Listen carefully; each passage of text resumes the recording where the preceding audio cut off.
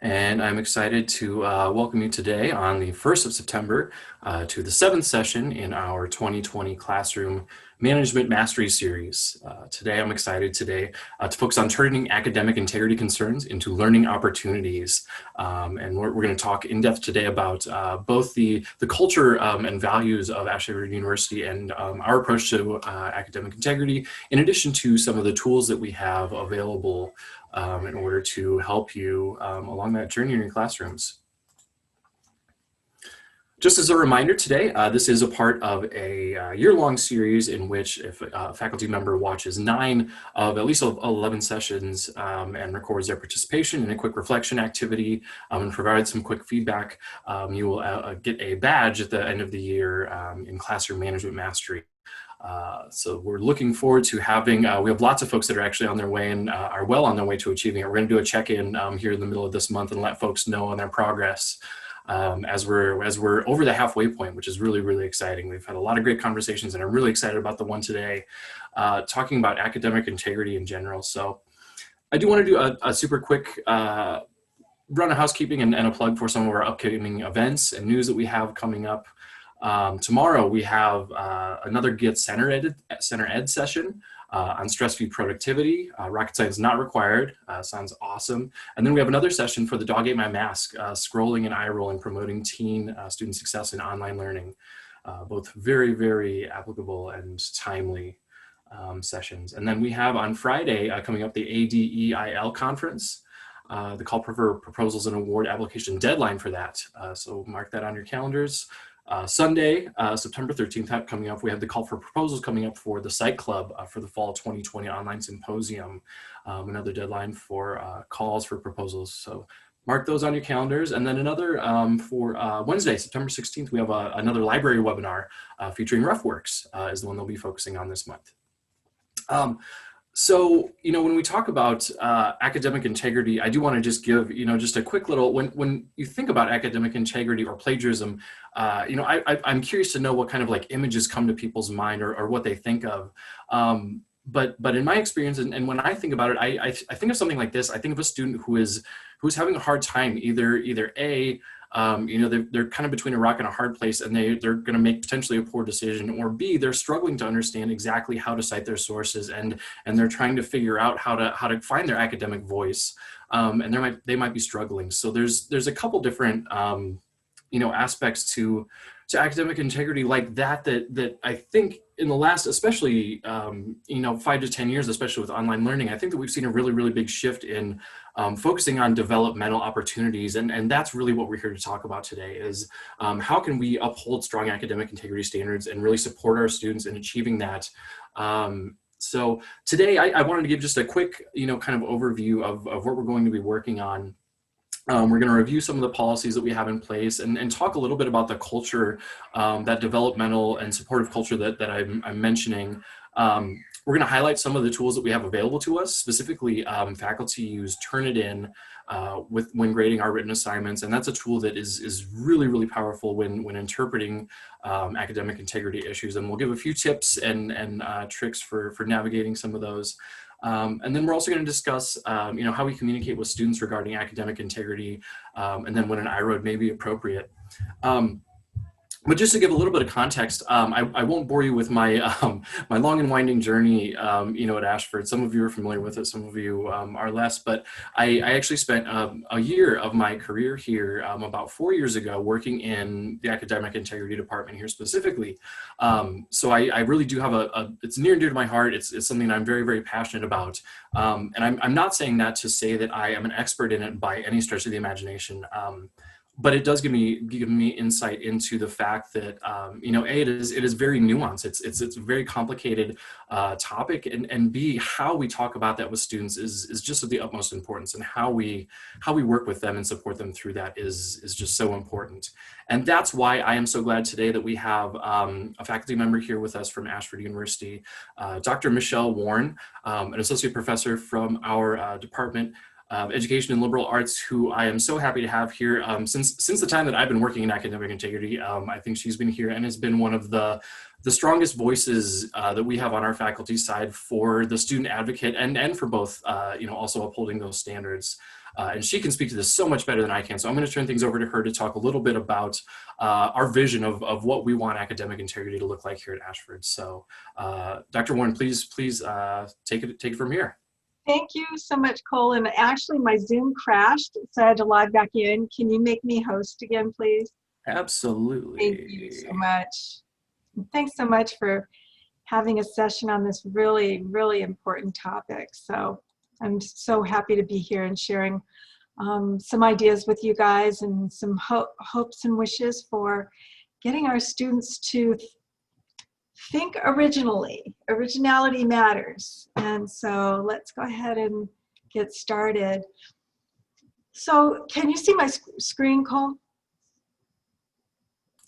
Yes, we can. Yeah, okay, good. Okay, great. All right, so I want to just start out with a couple questions to you guys. If a student came up to you and said, what does academic integrity mean anyway? What do you mean by that? What would you tell them?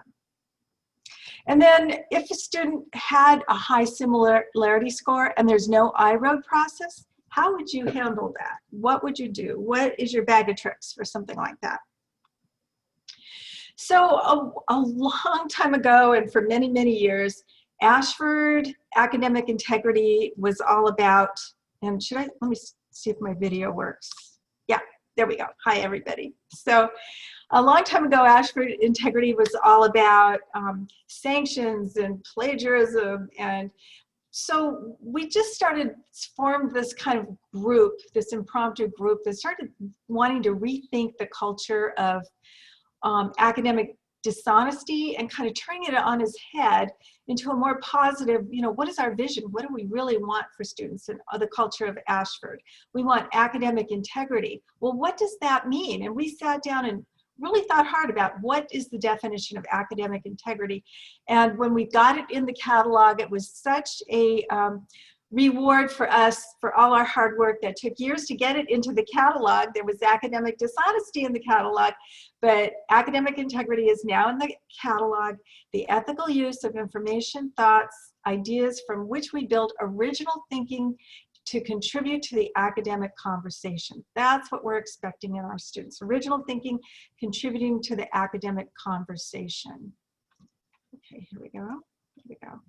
So in this group, the Originality Matters Task Force, we came up with 5 dispositions around academic integrity. It's not just this one kind of thing you do. It's kind of this culture and this kind of way of thinking about what we're writing and what we're thinking and how we're interacting with the material that we're learning. So yes, original thinking is really important, and every student has a voice. And every student's voice is so important to get out there to the world. These are smart people, they're leaders, they're making a difference in their world, in their families, communities, and their perspectives and original thinking is so important. And they have to be able to say it in a way that makes sense and is logical, is academic, in a way that they can present their arguments in a way that they can be heard. That's where the academic voice comes in. Careful attribution, being careful to APA format everything and cite your sources and acknowledge your sources. And yes, taking personal responsibility for the material you're using and sharing and being honest and forthright with it. And the concept of continual improvement. I want to go into these into a little more detail. So original thinking is reducing reliance on other people's works. You're starting to pull together your own synthesis, looking at the information, making use of it, applying it, thinking it through, and developing those skills to express those original ideas. A lot of students feel like they're imposters. They don't know this stuff. That's why they're students. But they feel like they have to sound like experts. So because they're afraid, they're vulnerable, they're afraid to just blurt it out in their own words. So we have to help them understand that, yeah, you're not an expert yet. We know that. Here's what we're looking for.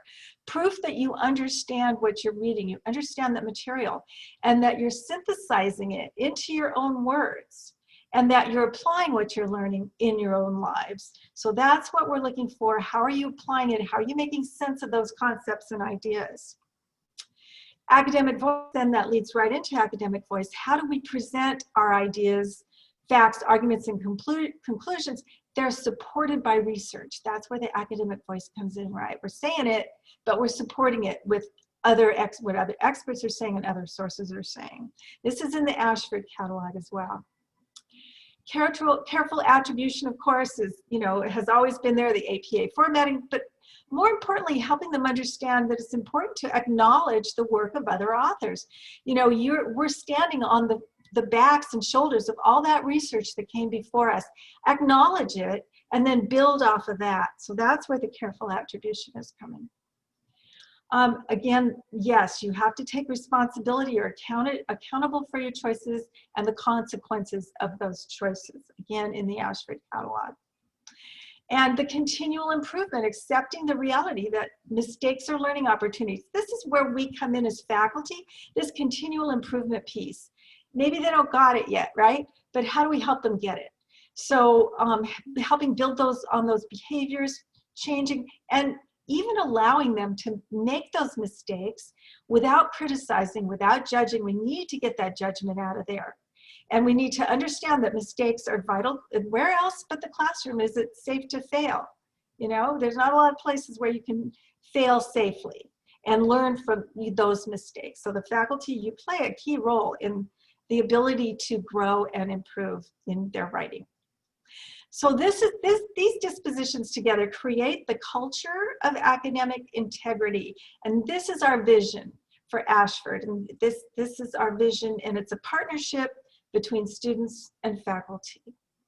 And so the clarification of each of these dispositions help us kind of build and parse out what are those components that we want to see in our students. And so I'm going to pass it back over to Cole, and then I'll come back in a little bit. Thank you.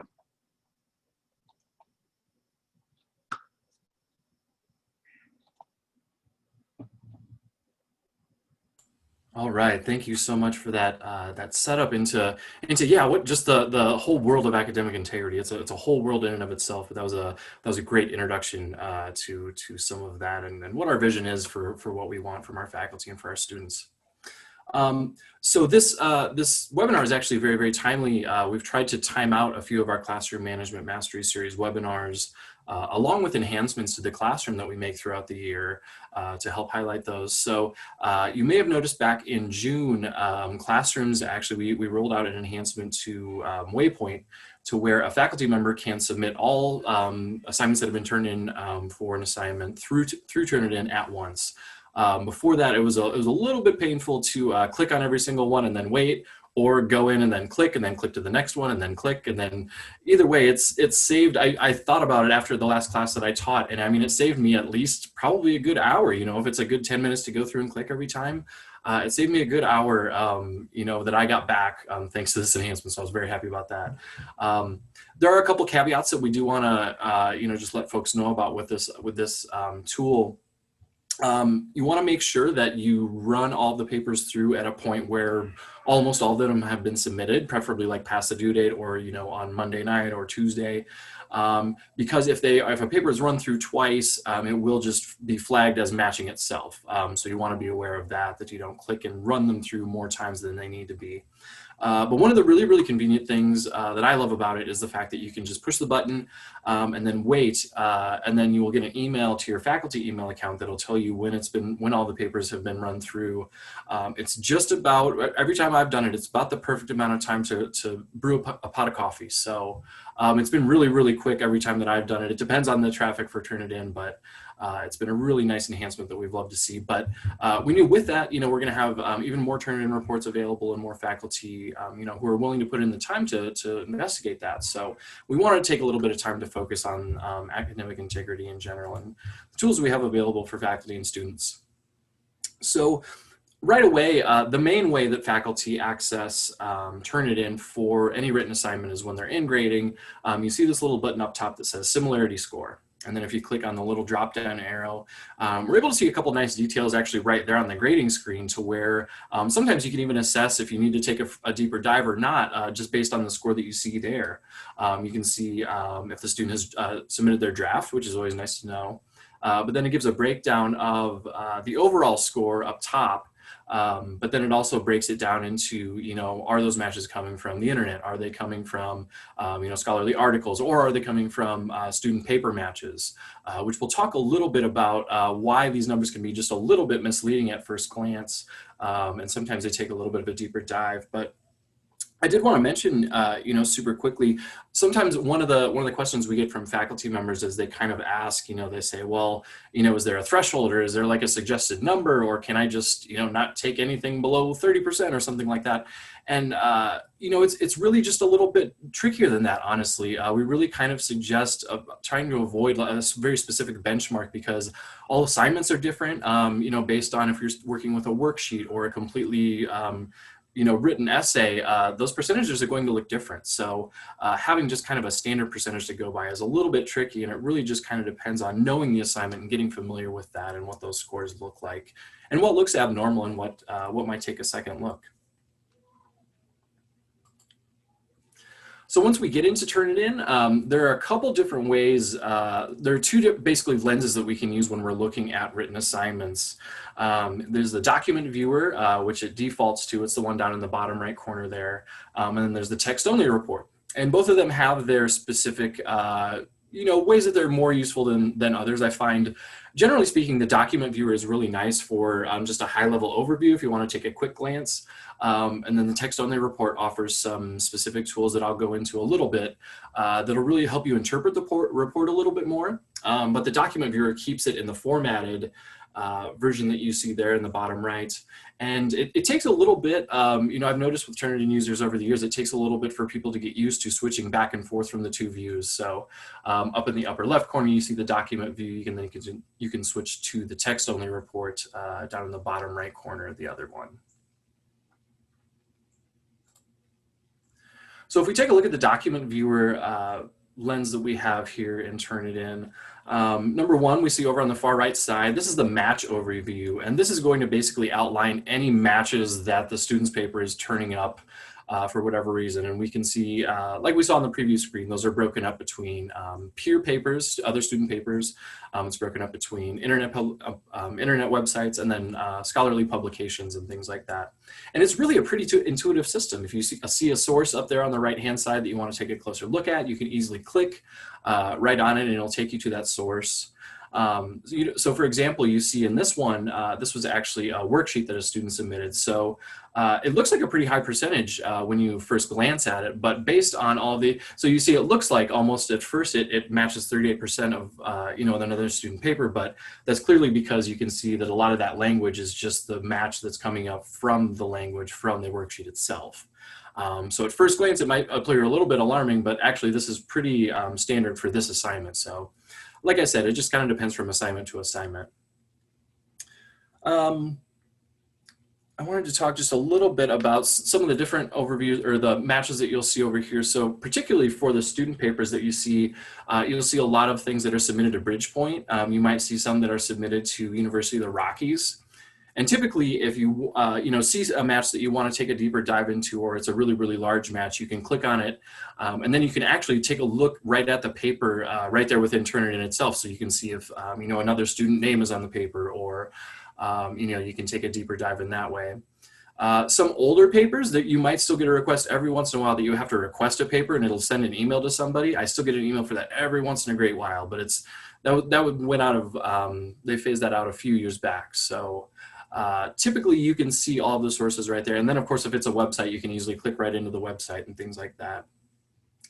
One of the things you'll also notice too is down at the bottom, there's this little circle with a line through it. And once you get in to the text-only report that we'll get into, you can actually start excluding resources. So that's the way to get that back. That's kind of a tricky one. If you've gone in and you want to kind of refresh things, that's a nice way that you can go in and click and look at all of the resources that you may have already excluded as in your investigation. And then number 3, you can take a look down there in the bottom left corner right by the printer icon. You know, say you're working with a student and you want to share a Turnitin report with them. That is where you would want to go to click and then to turn this into a PDF so you can share that easily with them. So if we switch over to the text-only report, say we looked at a paper and we see that we want to do a little bit more digging, maybe we want to switch over to the text-only report view. So there's some really, really nice options up in the top right by the number 1, or the top left, I apologize, by the number 1. Some search refinement tools that Turnitin offers that will influence the similarity index that you see in the upper right-hand corner there. So you can include or exclude quoted material. If you want to make sure that, you know, a student who has quoted material in their paper, you don't want to count that, or you do want to count that, you can make that option as a faculty member. If there's a really long bibliography and maybe that's contributing to a higher score, you can also exclude the bibliography as an option there. And then you can also exclude small matches. I mean, you can really get as you know, fine-grained as you want to. If it's you know, 5 words in a row matching, you can really kind of finely tune that if you really want to get into the nitty-gritty of that. But those first 2 are especially helpful if you're working with specific assignments, like an annotated bibliography or something like that that has a lot of sources in there listed. So those are some really, really nice tools to keep in mind with that. And then the match overview over in the right-hand corner of this view is really nice. This one is better, like I had said, if you're going a little bit more in depth, because it's easier to exclude the sources. So say I know, you know, for example, say it's coming up as a student match to another student paper, but I think that there's maybe something else there. I can go ahead and click on the little X's next to those, and I can exclude those so I can see underlying sources.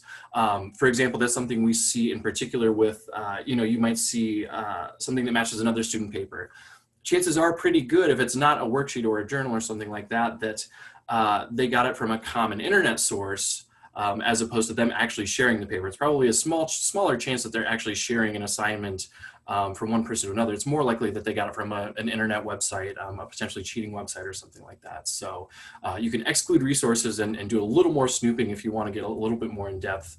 And then, like I said, if you want to go back and re-include those sources, you can go down to that little circle with the X through it. And just to talk, you know, we could talk for days about the different types of plagiarism that we see, you know, but just in general, we talked about the peer matches that we see, but a lot of times those can be, you know, kind of underlying with like Course Hero or some of these contract cheating websites that we see. So you might see it matches a few student papers, but really that underlying match could potentially be online. And honestly, I've always been, Turnitin is a fantastic tool and it does a great job, but if you ever get into a situation where you're curious, you can always Google a passage from a paper too, and it'll give you a good sense of if it's on a cheating website a lot of times. So, and that's the other thing too. So we run into, you know, what we call, you know, quote unquote cheating, but there's this whole, it's just so rarely ever black and white, to where there's just so many gray areas to where people, you know, students are working through learning how to cite, you know, maybe they miss a quotation mark or they include the citation at the end and didn't, you know, cite it properly within the paper. You know, really making determinations based on all these different factors takes time and effort from a faculty member. And then we also see, you know, a little bit more, not as frequently, I would say, but what we call thesaurus writing. You know, students who are really, really struggling to find their academic voice might take, you know, part of an article and switch parts of it or put their own words in parts, or even right click and just synonym, you know, and see what it does. So there's just a lot of different variations. And then that's not even to mention recycling. You might, you know, investigate and see that a student's paper matches another paper, but it's their own paper from a previous class. And then it's a whole conversation about, hey, you really need to ask permission to do things like that. You know, it's a whole different conversation. So there's a lot of nuances. And Michelle did a great job of talking about, you know, students struggling and finding their voices and things like that. But when we talk about, you know, we talk about all the plagiarism that does occur, but just bringing it back, you know, full circle about why it's occurring. It's those students that are trying to figure out time management. It's those students that are in a pinch, or they're trying to find their voice, or they're really, really between a rock and a hard place, and they really feel like they have to go on. You know, because of it's just so we teach so hard that it's grit. You got to keep going. You got to keep going. But you know, sometimes we have to tell our students that, hey, you need a break. Like you just got to reach out to me. I'm more than willing to work with you and give you some extra time. So sometimes those are the conversations. And we really do see too, you know, when students are just starting out, when they're trying to find their voice, a lot of faculty members don't necessarily realize that, you know, if you Google Ashford University in your course name, there's a good chance that papers are going to pop up that a student can purchase. And it's just because of the number of students we have that we, you know, come through. And a lot of those places frame themselves as tutoring type websites. And for a student just starting out, that can be very, very confusing. So a lot of times it's confusion like that you know, ends up having students make bad choices. But so that really kind of brings us to you know, what I really wanted Dr. Warren to talk a little bit more about is you know, how do we talk to students about that? How do we broach that? And then you know, what are some more you know, resources that we have in place? I do want to touch just super quick before I turn it back over, though. I forgot about this tip. There is one other way to get into Turnitin that some faculty members do prefer, and I like this view actually myself. So if you go directly to Turnitin.com, you can directly access and see all of the reports that you've run for a specific assignment. So it's really cool. You can see if you have any red flags that you want to address right away without clicking through everybody, which is nice. And it's actually the way that we kind of have to go about it to submit discussion posts for originality checks. And it's not necessarily because we are lacking in tools, because honestly, Canvas discussion does not have a good way of integrating Turnitin or originality checkers at this point. So we're not behind schedule in that regard, but it is the kind of workaround that we have.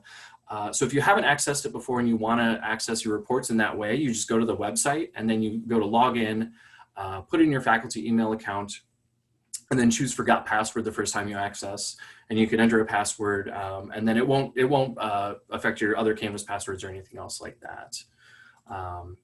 But we have tons and tons of resources, and Michelle's going to talk a little bit more about some of the resources that are available, but this was just like a first stab at some of what I found when I was doing my first sweep. She's going to have more. There's a whole specific page dedicated to it in the CETL SharePoint site. We just released an FAQ document recently when we did the bulk Turnitin submission.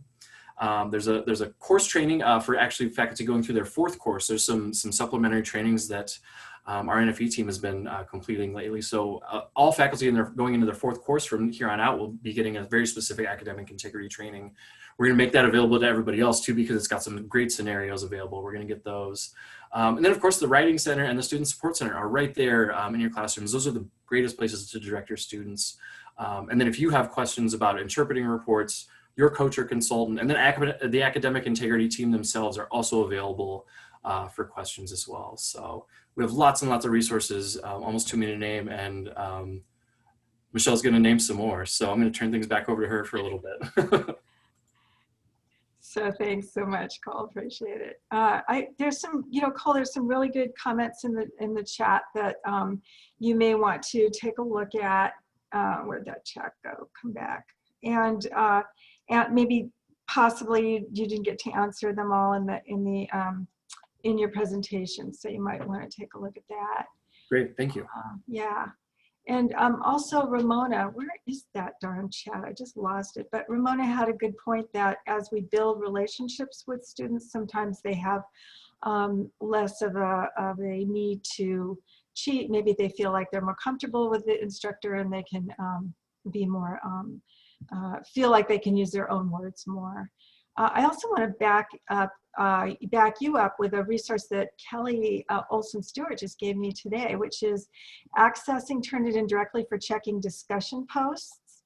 And so I'll go ahead and give that to you, Cole, and you can send that out to folks as well. So that'll be really helpful for them. Thank you. Perfect. Yeah, definitely. So back to the PowerPoint here. Let's get back there. And I'm going to be switching back and forth between my PowerPoint and my some resources, so don't get dizzy, okay? So as we think about nurturing original thought and academic voice, what are some strategies and tools that are available to us as Ashford faculty? So in my search, Cole gave me the Ask CETL resource, and I thought this was just really great that I want to share with you. It's kind of a rationale for how to think through, darn you, there you are, how to think through,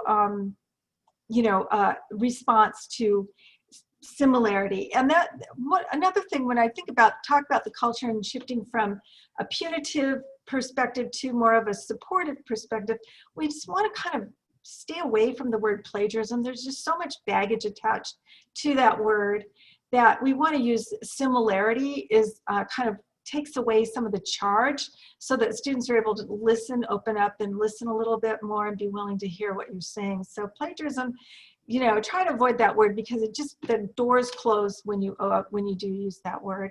So this is kind of a little step through thinking about when you see an issue, an issue of similarity, how to make sure the Turnitin that you've turned off some of these matches to the assignment language and things like that. And then how to document your Turnitin. And one of the things when you do communicate with students, you also do want to send them that Turnitin report so that they can see the evidence that you're using. And then most importantly, you want to provide specific feedback and guidance, and I'll go over that with you a little bit. Maintain that open communication, be supportive, be helpful, even if you know they cheated and they know they cheated. I get a lot further in their development when we both kind of agree that you cheated and that you know better, rewrite this whole thing and give me your own words. And so that is an approved strategy at Ashford. It's all the colleges agree that if you want to have them rewrite that paper with their own language or fix whatever mistakes they've made, that is an approved strategy. And if you want to take away points until they fix it, then give them points back when they resubmit. That is perfectly fine. You can even give them full points if they do a good job and deserve full points. So a rewrite is sanctioned by the university, and that is a strategy that we find works really good. Again, leave the personal attack out of it, leave the shame and blame out of it. Let's just, you know, just get to the facts, man, and fix what you're doing and take responsibility for what you're doing. Okay, so again, similarity, using similarity rather than plagiarize when you talk to them. And then another thing that we ask is that you treat the first issue in your classroom as a one-time event. So do not assume or wonder whether they've done it before. Okay, just treat it as the issue that you are dealing with at that time. When it happens again in your classroom, then you get a little bit more serious and you start to really have some conversations with that student. Get their attention with the point deduction or 0 points, and give them the possibility of fixing and resubmitting. The other thing that's really important here is that you capture this exchange in the classroom. So in your feedback somewhere, in the grade book somewhere, you want to take case notes if you have conversations with them outside of the classroom. Just put those notes in there. I had a conversation with you. We talked about this. The next steps for you are to do this and that, go to the writing center and blah, blah, blah. And I will resubmit, let me know, and I'll resubmit after, I'll regrade after you submit. So I'll kind of capture that in the classroom. Because students, when you're talking, if you're talking to them outside of the classroom, they're probably freaking out anyway and they're not hearing a word you're saying. They're like panicking a little bit and they're really scared. So they're kind of not hearing what you're saying anyway. So capture that and rephrase it in the classroom, and maybe even if you follow up with an email, save it as a file and upload that into the Waypoint feedback or wherever you want to save that in the classroom as well. So those are some strategies for recording the experience and capturing that background. So again, we spoke about specific focused feedback, and this is where, you know, instead of throwing everything at them but the kitchen sink and going, here's a bunch of resources on plagiarism, don't do it again, and they're digging through it and they still don't know what they did wrong.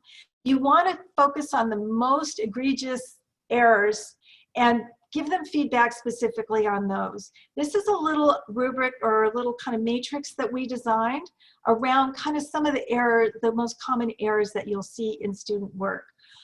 We heard in the chat, I noticed someone talking about the thesaurus style or text spinning, where students will submit a work to an app, and then the app changes some of the words like a thesaurus and spits it back out, and it's undetectable by Turnitin. So, and what you'll find when you see that text spinning paper, it's really hard to understand. And they'll use the word student, there's another word they use for student, I can't remember, it's really just this kind of old-fashioned weird word that they use you know, the student, and it's this other word. And you're just reading it and you're going, I have no idea what they're saying, and it just doesn't make sense. That's an example of the text spinning, and that's when your red flags go up. If you're unsure about the text spinner in particular, you can send it to Academic Integrity and they'll take a look at it and get back to you. You don't necessarily have to submit an I-road to get an answer as to whether a student has submitted a paper that's not their work. So if you're suspicious, you could send it to Academic Integrity. They're lovely about taking a look at it, getting back to you, and making a recommendation about whether to submit an I-road or not, or what to do about it. So, so there's this little document, and we'll be sending this out to you. You know, ways to respond. You know, if you know, if you're relying too much on the original quotes and you're not reframing the ideas in your own words, you can kind of capture this and reword it in your own language. So I want to talk about the two great resources that we have, well, many resources, but two great ones. The Ashford Writing Center is a mind blower with all the stuff they have. And the Ask CETL has a lot of really great resources as well. I want to start with the Writing Center, and I just want to show you this document that the wonderful Jennifer Dunn, shout out to Jennifer, sent to me a while ago. And there's so many amazing resources in the Writing Center, including resources for faculty. Let me see if I can find this. So there's videos to help you prepare students for tutoring and encouraging students to use writing support. So these are faculty specific videos for you guys. And then there's, and some of these, again, don't be afraid to use free tutoring announcement. And they give you these great announcements. So I want to show you, and these announcements we kind of designed in the Originality Matters Task Force, and then they took them, reworked them to make them even better, and turned them into a format that you can put into your announcements in the classroom. So here's one: protect yourself from scams. So how to, you know, how to not use illegal works and courses, you know, Course Hero and websites. There's another one that I liked a lot. Let's see here. Where's that one? Here. So here's another one. This is the kind of the patchwork style Similarity. And so they call, you know, don't just copy and paste, be original, don't just copy and paste. And they show examples of kind of the patchwork style paper that I'm sure you guys have all seen. And they give you the HTML so that the images are there and everything in your announcements. So that's one really great thing that I love about the Writing Center. They have these great announcements for you guys. And they also have the tutoring for students, of course, and the paper reviews, and tutoring and paper reviews 24/7. Tutoring, usually they get back to you within 24 hours. They're really great. And so anyway, so the Writing Center just has some amazing, wonderful stuff that I strongly recommend that you guys explore. They also have resources for students around steps to avoiding plagiarism, and they've got little mini tutorials and little mini quizzes that students can do. They've got this quoting and how to quote, paraphrase, and summarize, and again, little tutorials and tests and quizzes they can explore and play with, and there's just so much rich information. So lots of good information from the Writing Center, awesome tutorials, right? And then we've got the Ask CETL, and there's a lot of good stuff in the Ask CETL that we'll be sending out to you as well, and you can have access to all those resources. All right, so just a quick overview. One more quick overview. How do you handle when you have an incident of similarity? Okay, so we've got some documents we developed in the Originality Matters Task Force. And so we've got kind of a three-stage, three-phase approach. So first one is, hey, here's some resources, here's how you can get better. Second one is a little bit more serious, you know, go to the Writing Center, figure it out.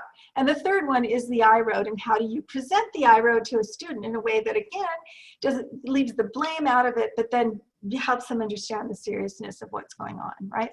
So these are templates that you guys can use, and you can kind of cut out the parts you want and keep the parts you do want. And so we've highlighted the areas where you personally enter the information. So the date, dear John, this assignment, week 2, assignment whatever, is, I noticed a significant similarity, okay? I'm not submitting it to the university for further action, but I'm referring you to some resources, right? And now here are resources that you guys can pick and choose. And we suggest you pick 1 or 2, no more than that, for that student. You don't want to overwhelm them. So problems with paraphrasing, here's some links and resources for you.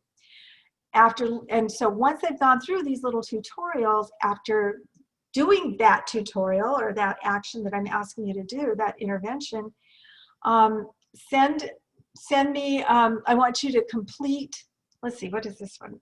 This one I think is a little quiz, right? And so complete this quiz or that quiz, and send me an email when you've completed it, and I'm going to take your paper for regrading. I need to look through this a little bit more. I think there might be, I'm not interpreting it correctly, so sorry about that, but basically it steps you through a template with language that's already written. Okay, I will look that over before it goes out to you. So okay, so the second similarity incident, and then that is where we're getting a little more serious in our language, and we're asking them to go to the writing center and then notify me that you've been to the writing center, and if you resubmit that assignment, let me know when it is. It's due on such and such a date, right? And finally, then the third one is the I-road. And, and so then, again, not a lot of judgment, but dear student, I noticed significant, you've received a 0 and you're not going to be able to get it back. I'm submitting it to the Academic Integrity Department and they will get back to you, right?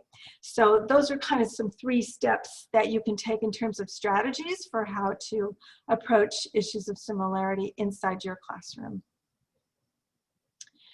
So in summary, as we think about original thinking and academic voice, some of the ways that you can help them, when their writing is really poor and similar, too much plagiarism, ask them to explain it to a friend. If they're learning new stuff and researching, explain it to a friend. Have a conversation with a friend. Talk to the dog about it. Just say it out loud. Hear yourself talking about those concepts in your own words, right? Take notes using your own words. Take notes of what you're learning. Use your own words. Stop and think about it, right? Okay, if this were the case, then that means then, So they start to synthesize and make sense of what they're learning. Come up with examples in their own experiences and in their own worldviews. We're after their worldviews and their original thinking. Have them come up with those. And then read their writing out loud. That's what I always have trouble getting my students to do. And if they were to read it out loud, they would see those sentences are not making sense, right? So, and then does what they're saying, writing, say what they want it to say? So those are just some tips for ways that you can help them, encourage them to use their own words and their own thinking. So once again, academic integrity is the ethical use of information, thoughts, and ideas from which we build original thinking to contribute to the academic conversation. And back to our questions. What do you mean by academic integrity? I think you have a little bit better idea of what we mean by that. And I think if you had a student with similarity scores and there was no I-road process, I'm hoping that you have some ideas for strategies for how to approach that as well. So thank you so much. And I guess we'll get to questions. Awesome. Thank you so much, Michelle. I did have a chance to go back and look through some of the chats, and I think we got to it. I think you got to it, Michelle, too. When we were talking about, like, when is an I-road necessary? Because I totally see where Rick is coming from. There are absolutely, we believe that the vast majority of students want to get it. We believe that we want to try to get them there, but there are ones that don't want to put the work in, or you know, are just not willing to. And we didn't want to go too in depth today, but so like when an I-road, for example, is submitted to the university, I mean, we have a lot of internal systems to where we keep track of that, and there are various steps that we take internally once students have multiple I-roads. So those don't just go off into a vacuum by any stretch of the imagination. So there certainly are opportunities, but we really did, you know, want to just kind of iterate, you know, whenever a situation like that does come up, maybe just think about, you know, like even if it's taken from a website, it's like, hey, I know this wasn't yours. Are you in a tough spot? Like, can we talk about this? Taking that as a first step. And then if they're not willing, yeah, submit an I-road. That makes sense. But just taking that first step, but really thinking about that first step. I've just found so many situations where the tensions are so high, or yeah, the P word, you know, gets brought up, Michelle, you know, or just things are framed in a certain way, and you know, both shut down, the faculty member and the student shut down sometimes. And just really opening that door with the first interaction can be so important and can really make a difference. So, but there are absolutely instances where I-roads are most appropriate. Absolutely. Yeah. Classroom is a place to fail safely. Start there. Yeah. Build on that. Yeah. And So I see questions about the resources, and again, we'll get those resources out to you soon. And go ahead, Cole. Yeah, no, I was just going to say, I saw a couple fun comments about the text spinners. Those, once you see them, you get it. You're like, this doesn't sound right. It just doesn't sound like anybody's voice. What is? So once you see it, you know. I don't remember what it is. It calls a student. It changes the name of the student to something else, accolade or neophyte or acolyte. Acolyte. It's really a weird word. But yeah, I'm looking for other questions. I think we got to a lot of them, or a lot of them were addressed in the chat. There was a lot of good conversation in the chat. Absolutely. Anybody wants to come on in the voice, help yourselves. Yeah. Okay. Yeah, I think that's good. That's great. Well, yeah, thanks so much. And thank you so much, Dr. Warren, for joining us today. And it's my pleasure, my honor. Thank you. Yeah, and for all of us, for all of you for joining us today, and for you know, hopefully taking some new insights away about academic integrity and how we work with our students and promote that within our university. So thanks everybody, and we will see you next month. Thanks, Cole. Bye, y'all.